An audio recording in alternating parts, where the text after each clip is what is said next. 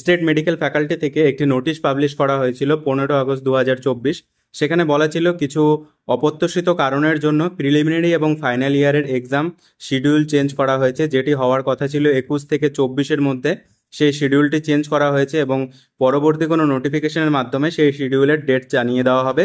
তারপর দেখো একটি রিভাইজড নোটিফিকেশন বের করা হয়েছে 20/8/2024-এ। এখানে বলা রয়েছে যে প্রিলিমিনারি এবং ফাইনাল ইয়ারের যে থিওরি পার্টের জন্য পরীক্ষা সেটি অফলাইন মোডেই হবে, আর হোম সেন্টারেই হবে। মেডিকেল কলেজ এবং নন গভর্নমেন্ট মেডিকেল কলেজ বা ইনস্টিটিউশনের হবে। সেটি 28/8/24 থেকে 31/8/24-এর মধ্যে তোমাদের পরীক্ষাটি হবে। তো তোমরা এখনও যারা যারা এই নোটিফিকেশনটি পাওনি তারা অফিসিয়াল ওয়েবসাইটে গিয়ে ডাউনলোড করে নাও। যারা পরীক্ষার জন্য বসেছিলে যে পরীক্ষা পিছিয়ে গেল, কবে পরীক্ষার নোটিফিকেশন দেবে। 28 থেকে 31/8/2024-এ তোমাদের পরীক্ষা হবে, 3 দিনের পরীক্ষা।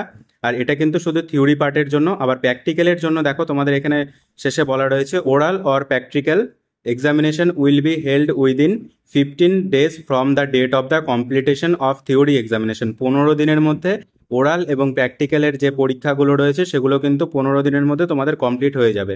Clinical assessment examination related to D optometry final part will be held through offline mode by the respective institution within 15 days from the date of the completion of theory examination.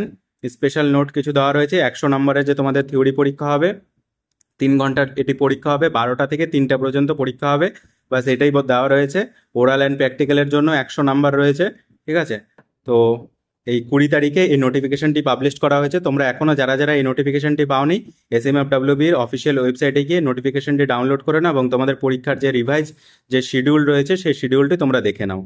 ধন্যবাদ, দেখা হচ্ছে পরবর্তী ভিডিওতে। আজকের মতন এতটুকুই। Thank you.